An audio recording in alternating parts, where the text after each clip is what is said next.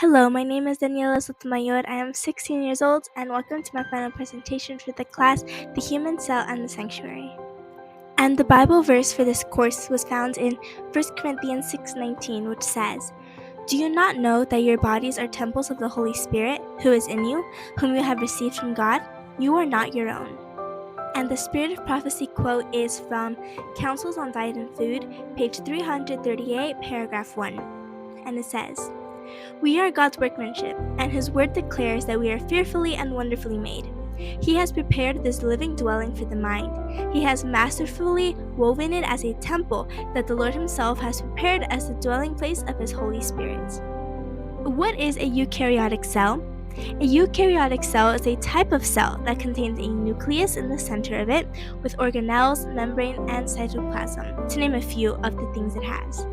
Now, don't confuse it with prokaryotic cells. Prokaryotic cells have similar structures and even a similar name as the eukaryotic cells. However, prokaryotic cells don't have a nucleus. Why do we even need cells in the first place?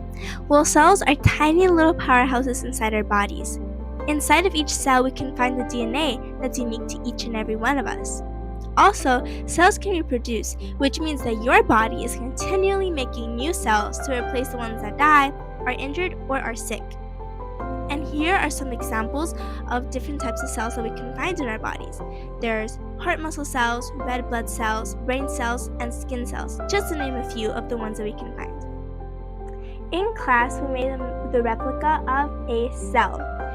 In the cell, we can find the cell membrane, the cytoplasm, the nucleus, the nucleolus, and inside of the nucleus, we can find the chromosomes, which contain our DNA, and inside of the nucleolus, we can find the RNA. Let's take a deeper look at the nucleus. Parts of the nucleus are the nuclear envelope, the nucleoplasm, nucleolus, chromatin, and pores. This is the center of the cell. It is the powerhouse and where we can find our chromosomes, which contain our DNA. If we look even deeper into the nucleus, we can find the nucleolus. In the nucleolus, we can find the RNA strands, which stands for ribonucleic acid. Let's tie in what we've been talking about our cells to the Ark of the Covenant and the sanctuary. Let's think of it a little bit like this. Our cell represents the most holy place, and inside of the most holy place, there's only one piece of furniture, which was the Ark of the Covenant. Our cell will represent the most holy place, and the nucleus will represent the Ark of the Covenant. Let's talk a little bit about DNA. DNA is found inside of the nucleoplasm inside of the nucleus. Our DNA is what hardwires every single one of us. Our unique features such as blue eyes or brown eyes or curly hair or straight hair can be found in our DNA. Our DNA is sort of like the law that governs how we look like, right?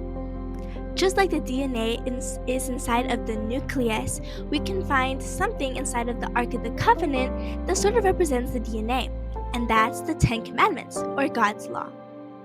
God's law lays out what's good and bad, and what we should or should not do, just like our DNA lays out who we look like and who we are.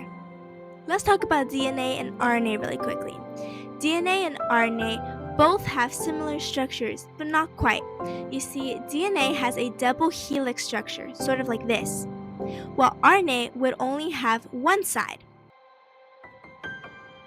Both RNA and DNA have the components of adenine, thymine, guanine, and cytosine, as well as a phosphate backbone. Phosphate is created when phosphorus and oxygen mix together. Those two chemicals create phosphate. We can correlate our phosphate backbone that we find in the DNA and RNA to something else in the Ark of the Covenant, which is Aaron's rod.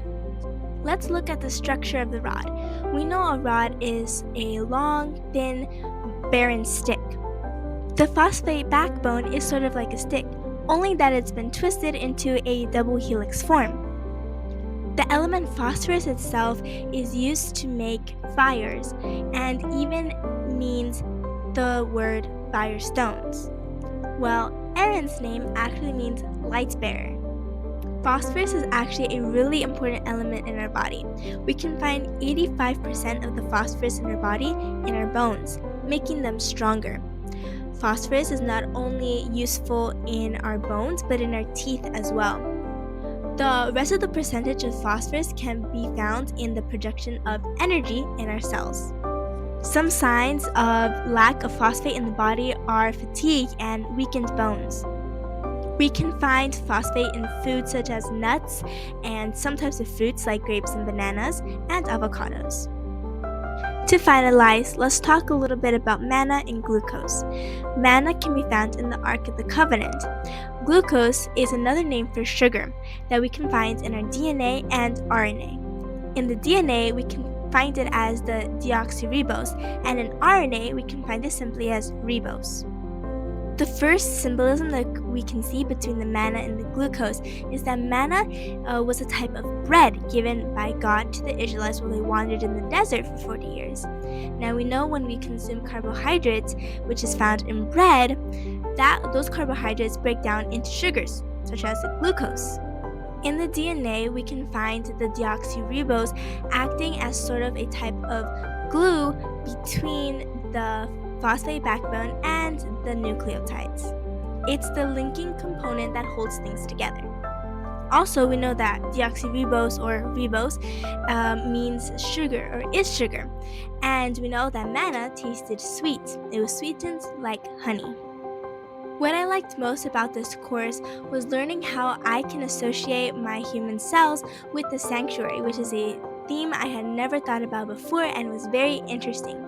I want to thank God for giving me the wisdom and intelligence to be able to complete this course and learn a lot out of it.